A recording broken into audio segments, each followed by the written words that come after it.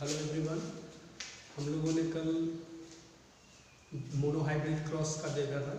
अभी मैं सबसे पहले कुछ पहले का जो पढ़ाया हुआ वही कंसेप्ट में रिवाइज कराऊंगा थोड़ा, क्योंकि बहुत सारे बच्चों का आ रहा था कि कुछ चीज़ें हैं जो समझ में नहीं आ रही थी। तो मैं सबसे पहले मेंडल का ये जो चैप्टर है हेरिडिटी, इसका जो सबसे मेन चीज़ क्या है ना कि आपको सारा टर्म को क्लियर होना चाहिए, तभी आपको सारा कुछ समझ में आएगा। ओके, तो सबसे पहले अगर हम बात करते हैं जेनेटिक्स, ये चैप्टर जो है उसमें हम लोग किस चीज़ की स्टडी कर रहे हैं? जीन की। तो इसीलिए जीन की स्टडी को हम लोग बोलते हैं क्या? जेनेटिक्स। और जीन ही है जो कि हमारे हेरिडिटी और वेरिएशन के लिए रिस्पॉन्सिबल है। तो या तो हम बोल सकते हैं study of gene is known as genetics, और the study of heredity and variation is known as genetics. Okay, अब अगर हम लोग आते हैं जो सबसे स्टार्टिंग में हमने बताया था कि हेरिडिटी क्या है और वेरिएशन क्या है, राइट। सो हेरिडिटी का मतलब होता है transmission of character, right, transmission of character, या फिर हम उसको कहीं कहीं पे उस चीज को बोला जाता है क्या? इनहेरिटेंस। तो चलो ठीक है, मैं मान लेता हूँ ट्रांसमिशन ऑफ व्हाट?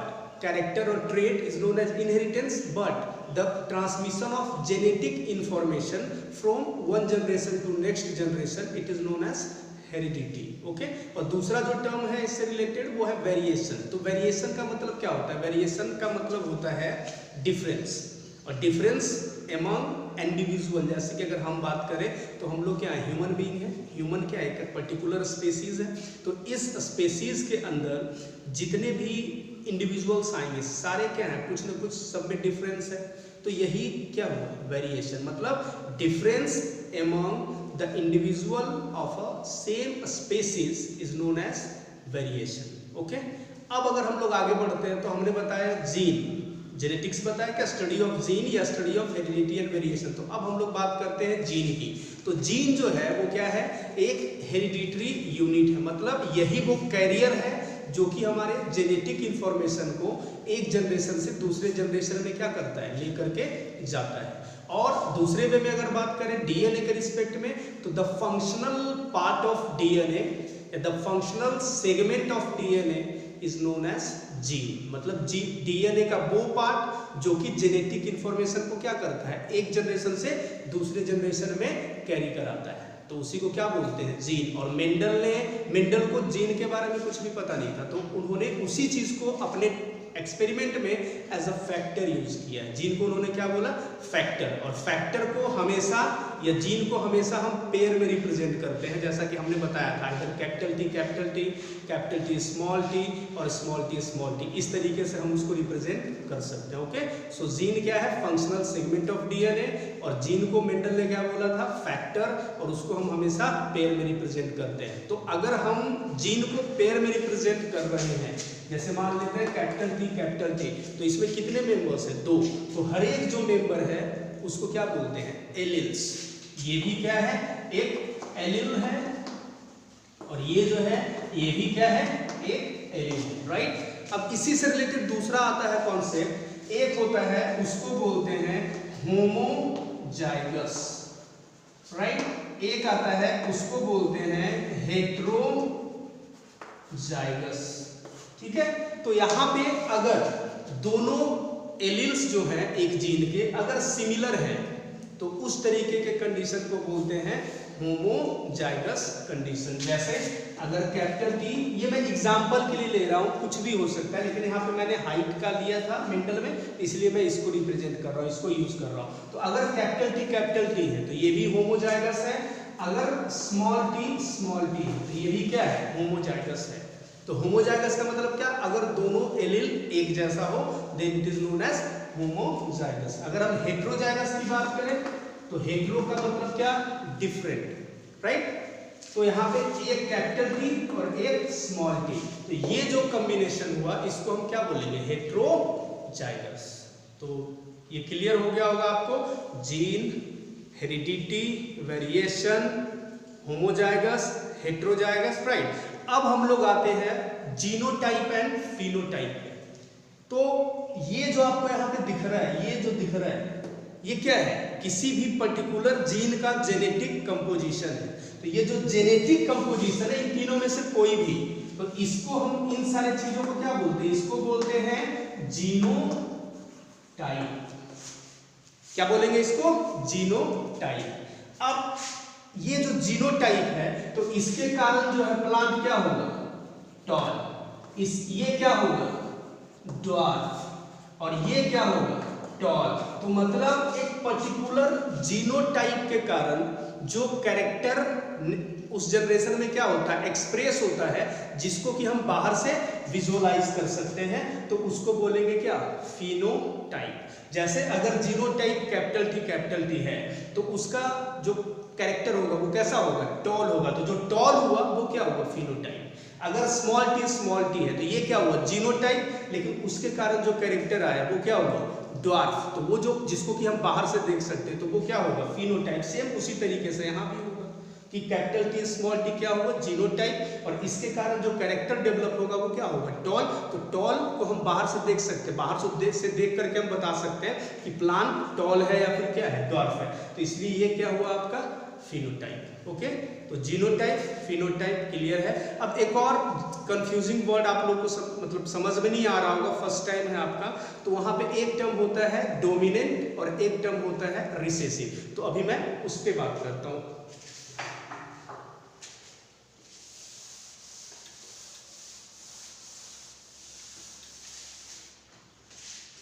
देखो, सबसे पहली बात तो हम डोमिनेंट और रिसेसिव की बात हमेशा एक दूसरे के प्रेजेंस में करेंगे। अगर दो है तो उसमें हम बात करेंगे कि कौन डोमिनेंट है और कौन रिसेसिव है। तो इससे आपको ये समझ में आ गया होगा कि डोमिनेंट और रिसेसिव, इसकी बात हमेशा हम करेंगे किस कंडीशन में, हेट्रोजाइगस कंडीशन में, राइट। तो हेट्रोजाइगस कंडीशन जैसा कि हम लोगों को पता है यही है, राइट। हमने मोनोहाइब्रिड क्रॉस में मेंडल का जब एक्सपेरिमेंट कराया, उसके बाद हमने कंक्लूजन जब बताया था तो वहां पे ये पॉइंट हमने बताया था कि अगर हेट्रोजाइगस कंडीशन है तो मतलब यहाँ पे एलील्स जो है या जीन जो है वो दोनों के लिए प्रेजेंट है।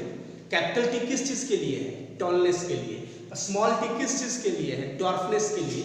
लेकिन यहाँ पे जो फिनोटाइप आता है वो क्या आता है, टॉल, ये तो आता नहीं। तो इसका मतलब क्या हुआ कि दोनों प्रेजेंट है, लेकिन जिसका एक्सप्रेशन हमें दिख रहा है उसको क्या बोलेंगे, डोमिनेंट।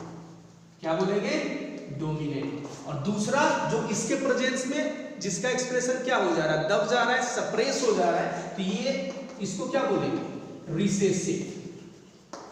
मतलब इसका एक्सप्रेशन नहीं आएगा और यही सिर्फ एक्सप्रेस होगा। तो मतलब डोमिनेंट और रिसेसिव, और डोमिनेंट को हमेशा कैपिटल लेटर से रिप्रेजेंट करेंगे और रिसेसिव को हमेशा स्मॉल लेटर से रिप्रेजेंट करेंगे। क्लियर है। अब इसके बाद एक टर्म आता है जिसको बोलते हैं मोनोहाइब्रिड, और दूसरा क्या, डाइहाइब्रिड। ओके, सो मोनोहाइब्रिड का मतलब क्या होगा कि एक वैसा, आगे क्या होगा, मोनोहाइब्रिड क्रॉस या डाइहाइब्रिड क्रॉस, राइट। सो मोनोहाइब्रिड क्रॉस मतलब एक वैसा क्रॉस जिसके थ्रू हम लोग क्या करेंगे, एक हाइब्रिड को गेन करेंगे, और वो हाइब्रिड किस तरीके से हमने उसको क्रॉस करा करके गेन करा है, उसको हमने गेट करा है, तो वो होगा कैसा, सिंगल कैरेक्टर को लेकर के जब हम क्रॉस कराते हैं। मोनो मतलब क्या, सिंगल, मतलब वैसा हाइब्रिड क्रॉस जिसमें हम लोग क्रॉस तो करा रहे हैं by just taking single character at a time. या तो हम बोल सकते हैं सिंगल कैरेक्टर, या फिर हम इसको क्या बोल सकते हैं, अ पेयर ऑफ ट्रेट। हमने बताया था कि कैरेक्टर क्या है, मेन फीचर, और उसका जो अलग अलग वेरिएंट हो सकता है वो क्या होगा, ट्रेट। तो अगर हाइट कैरेक्टर है तो उसका ट्रेट यहाँ पे क्या हो गया, टॉल और ड्वार्फ। तो या तो हम बोल सकते हैं कि इन monohybrid we will take single character at a time, or we can say a pair of contrasting trait at a time. Trait में पेयर हो जाएगा और कैरेक्टर में सिंगल कैरेक्टर। उसी तरीके से अगर हम बात करेंगे डाई हाइब्रिड क्रॉस की, तो डाई हाइब्रिड मतलब, डाई मतलब क्या, टू, मतलब एक टाइम पे हम लोग दो कैरेक्टर को एक साथ ला करके क्या करेंगे, क्रॉस करवाएंगे, तो उसको क्या बोलेंगे, डाई हाइब्रिड क्रॉस। या तो हम बोल सकते हैं टू कैरेक्टर, या फिर हम उसको बोल सकते हैं two pair of contrasting trait. Clear है यहाँ तक। अब हम लोग आगे, हमने मोनोहाइब्रिड क्रॉस पहले ही देखा हुआ था। अब हम लोग देखेंगे डाई हाइब्रिड क्रॉस। ओके,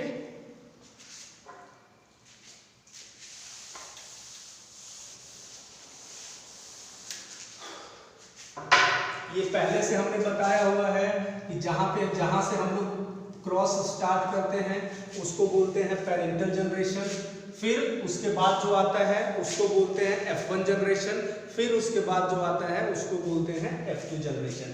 तो ये जो मैं अभी क्रॉस बता रहा हूँ वो सेम मैंने बुक से लिया है, राइट, आपको समझने में भी आसानी होगी। तो मेंडल ने डाई हाइब्रिड क्रॉस, ये हमें पता है कि उन्होंने हमेशा प्लांट किस चीज पे एक्सपेरिमेंट करा था, किस प्लांट पे, गार्डन पी प्लांट, या फिर उसको बोलते हैं पाइसम सटाइवम या सैटिवम, जो भी आप बोल सकते हो। तो वहां पे जो इन्होंने दो डाई हाइब्रिड है, मतलब दो कैरेक्टर को लेंगे, तो दो कैरेक्टर जो था, एक था सीड का शेप और दूसरा था सीड का कलर। तो यहाँ पे एक जो प्लांट लिया उसका क्या था, वो था राउंड येलो, राइट, और दूसरा जो प्लांट लिया वो था रिंकल्ड ग्रीन। क्लियर है? तो राउंड येलो और रिंकल्ड ग्रीन। अब एक आपके बुक में टेबल दिया होगा जिसमें उन्होंने ये बताया है कि कौन सा कैरेक्टर डोमिनेंट है और कौन सा रिसेसिव है। तो उस टेबल में आप देखोगे कि राउंड जो है वो शेप, सीड के शेप का, वो डोमिनेंट होता है, रिंकल्ड क्या होता है, रिसेसिव। येलो कलर जो है सीड का वो डोमिनेंट है, ग्रीन क्या है, रिसेसिव। क्यों होता है वो हम लोग अभी आगे देखेंगे। और पहले मैंने बताया भी था कि जिस जीन का एक्सप्रेशन ज्यादा होगा वो क्या हो जाएगा, डोमिनेंट, जिसका एक्सप्रेशन कम हो जाएगा वो क्या हो जाएगा, रिसेसिव। तो यहाँ पे राउंड डोमिनेंट है, येलो डोमिनेंट है, रिंकल्ड रिसेसिव है, ग्रीन रिसेसिव है। तो यहाँ पे राउंड को रिप्रेजेंट करने के लिए उन्होंने, यहाँ पे देखो जैसे ही हमने दोनों सेम टाइप का लिखा, मतलब उसको हम बोल सकते हैं प्योर। क्या बोलेंगे, प्योर। तो यहाँ पे ये राउंड और येलो के लिए हम लोग रिप्रेजेंट करते हैं कैपिटल वाई। उसी तरीके से यहाँ पे जब बात करेंगे तो रिंकल्ड के लिए स्मॉल आर और इसके लिए स्मॉल वाई। क्लियर है? अब देखते हैं यहाँ पे कि अगर ये जीनोटाइप वाला प्लांट है तो इससे कितने तरीके का सीड बन सकता है। देखो जब भी गैमीट बनेगा तो वहां पे जो भी जीन है सारा जीन उसमें ट्रांसफर होना चाहिए। तो यहाँ पे जब भी गैमीट बनेगा तो एक जीन, ये अलग अलग जीन है, तो ऐसा नहीं करेंगे कि सिर्फ इसी को एक गैमीट में डाल देंगे, दोनों से एक एक फॉर्म जाएगा। तो यहाँ पे क्या होगा, एक कैपिटल आर जाएगा, एक कैपिटल वाई जाएगा, इसके अलावा और कोई चांस नहीं है। अगर हम यहाँ पे बात करेंगे तो क्या होगा, एक स्मॉल आर एक स्मॉल वाई। तो यहाँ पे जो गैमीट बनेगा वो कुछ इस तरीके का बनेगा और यहाँ पे जो बनेगा वो कुछ इस तरीके का बनेगा, राइट। तो अब क्या करेंगे, जब हम F1 जनरेशन में जाएंगे, ये था आपका पेरेंटल जनरेशन, और जब हम F1 जनरेशन में जाएंगे तो F1 जनरेशन में इन दोनों को कंबाइन करने के बाद, इन दोनों को क्रॉस कराने के बाद जो नया जो आएगा उसका जीनोटाइप कुछ इस तरीके का होगा। सिंपल, आपको क्या करना है, दोनों को कंबाइन कर दो।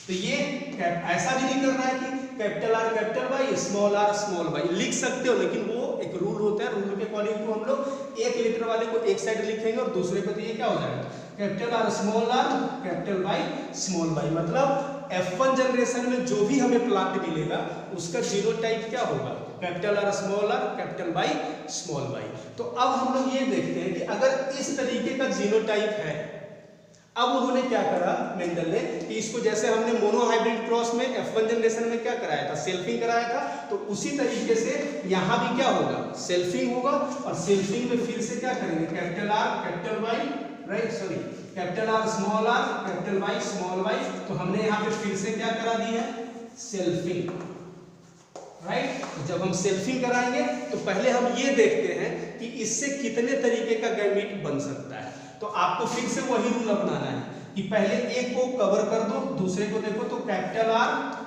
कैपिटल वाई, फिर क्या होगा, कैपिटल आर स्मॉल वाई, फिर अब इसका काम हो गया। अब ये हो सकता है इससे कंबाइन कर जाए या फिर ये इससे, तो यहाँ पे इसका क्या होगा, स्मॉल आर कैपिटल वाई, या फिर क्या हो जाएगा, स्मॉल आर स्मॉल वाई। तो यहाँ पे टोटल कितने तरीके के गैमीट बन रहे हैं, 4। आप जैसे चाहो वैसे, या तो पनेट स्क्वायर बना लो, तो पनेट स्क्वायर में हम क्या करेंगे, इस तरीके से कर सकते हैं, मतलब एक मेल मान लेते हैं, फीमेल मान लेते हैं, राइट। तो यहाँ पे देखते हैं एक capital R small R, capital Y small Y, तो ये क्या होगा capital R capital Y, capital R sorry small R capital Y, फिर ये क्या हो जाएगा capital R small Y, small R small Y. तो देखो यहाँ पे हमने वही चार बनाए हैं, capital R capital Y, small R capital Y, capital Y capital R small Y और स्मॉल आर स्मॉल वाई। तो इस तरीके से एक प्लांट से कितने तरीके का गैमीट बन सकता है F1 में 4। तो सेम इसी तरीके से इधर भी बनेगा, राइट, समझ में आ रहा है। तो गैमीट इस तरीके से फॉर्म कर सकते हैं। तो अब हमें F1 जनरेशन में जब सेल्फिंग कराने के लिए जाएंगे तो वहां पे एक प्लांट से कितने तरीके के गैमीट बन सकते हैं 4, जो हमने अभी देखा capital R capital Y, capital R small Y, small R capital Y, small R small Y. तो यहाँ पे आपको कभी भी ऐसा, क्योंकि ये डाइहाइब्रिड क्रॉस है, 2 जीन होगा, तो ऐसा नहीं करेंगे कि यही दोनों को लेकर के गैमीट बनाएंगे, मतलब दोनों का एक एक फॉर्म होना चाहिए, राइट। अब हम लोग आगे बढ़ते हैं F2 जनरेशन पे। तो यहाँ पे स्पेस नहीं है तो मैं ऊपर रब करके फिर से मैं उसको डिस्कस कर रहा हूँ।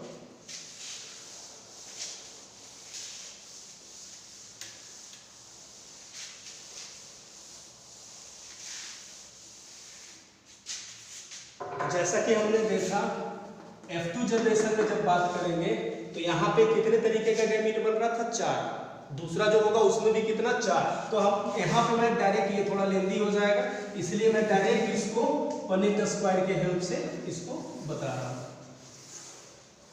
राइट। तो ये देखो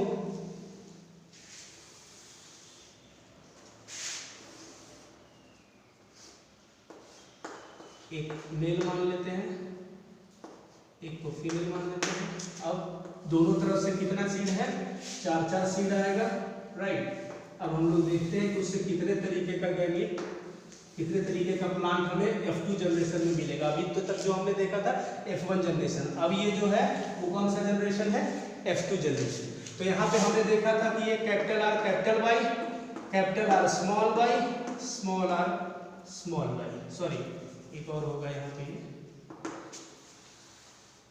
तो ये क्या हो गया small R capital Y, small R small Y.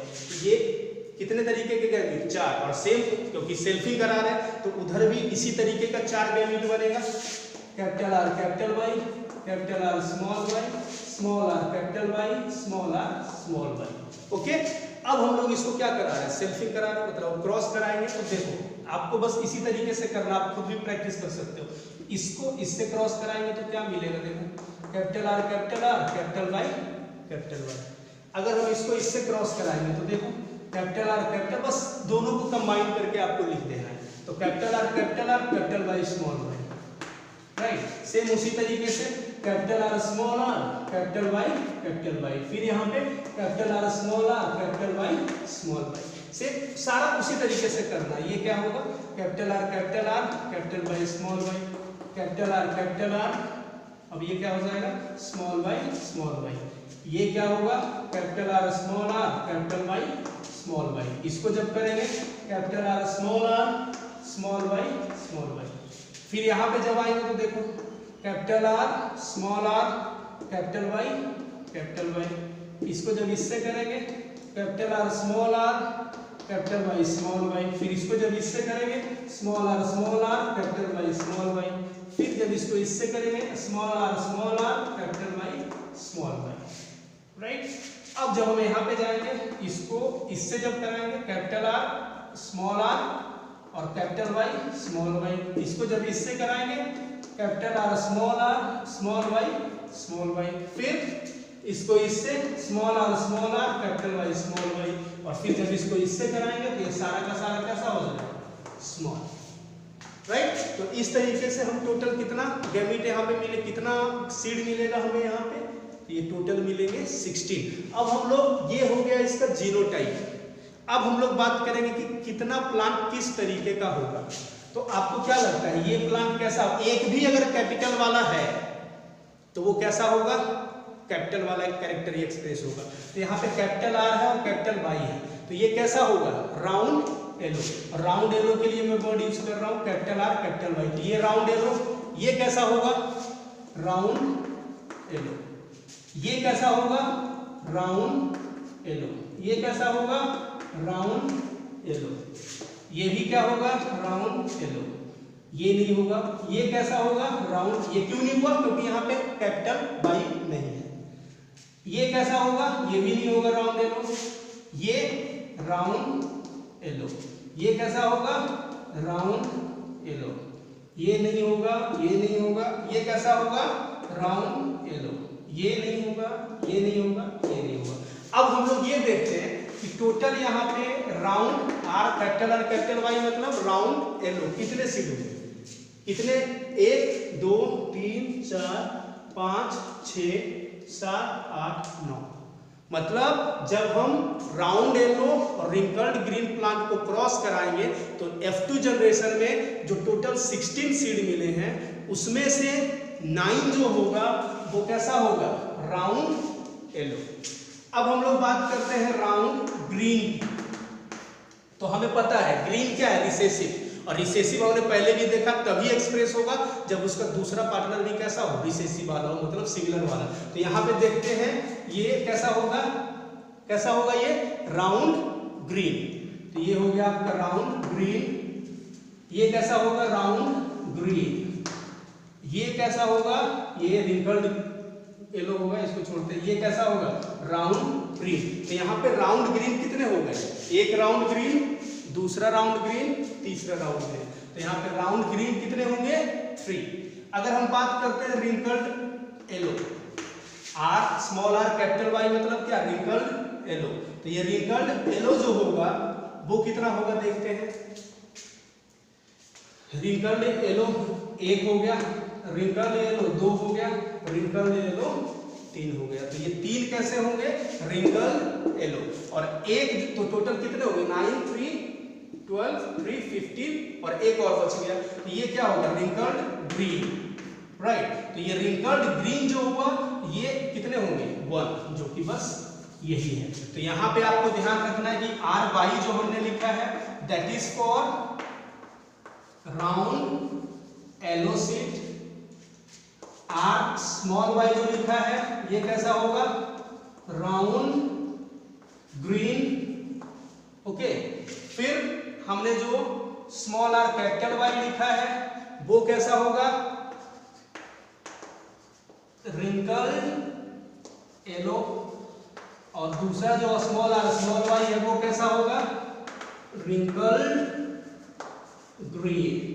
तो अब आप बताओ यहाँ पे ये जो भी है राउंड येलो रिंकल्ड ग्रीन ये क्या है? फिनोटाइप की बात कर रहे हैं।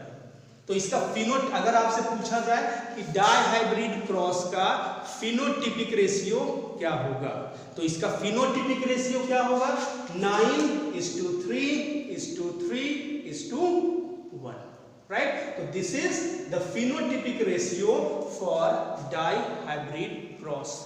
कुछ चीजें मैं फिर से रिवाइज बता दे रहा हूं कि यहाँ पे जो हमने राउंड येलो बोला, क्यों बोला? क्योंकि राउंड भी क्या है? डोमिनेंट है। येलो भी क्या है? डोमिनेंट है। तो जहां पे दोनों में से कोई एक भी कैपिटल वाला हुआ, अगर इसमें भी एक आर कैपिटल हो गया तो ये भी राउंड हो जाएगा। अगर यहाँ एक भी आर एक भी वाई कैपिटल हो गया तो ये कैसा हो जाएगा? येलो। तो ये देखो, एक येलो राउंड येलो, दूसरा राउंड येलो, तीसरा, इसी तरीके से सारा होगा। अगर रिसेसिव वाला तभी एक्सप्रेस होगा जब दोनों कैसा हो? स्मॉल वाला। तो इस तरीके से हमने देखा कि डाई हाइब्रिड क्रॉस का जो फिनोटिपिक रेशियो होगा वो कितना होगा? 9:3, मतलब 9:3:3:1, राइट। अब इसके जब जीनोटाइप की बात करेंगे वो थोड़ा सा लेंदी है और इससे रिलेटेड मुझे कुछ ट्रिक्स भी बताने हैं, कुछ फॉर्मूले भी बताने हैं, इससे रिलेटेड कुछ मुझे न्यूमेरिकल भी बताना है जो कि आज नहीं बताऊंगा मैं, जो कि हम अब नेक्स्ट क्लास में देखेंगे। सो प्लीज आप इसको ध्यान से सुनो, समझने की कोशिश करो। नहीं समझ में आता है एक बार फिर से बुक पढ़ो, राइट। बुक हो तो बुक पढ़ो, गूगल आज तो हर चीज पढ़ सकते हो आप अभी के टाइम में। सो अगर उसके बाद भी अगर कोई दिक्कत होती है तो मेरे से कांटेक्ट करो। Thank you so much.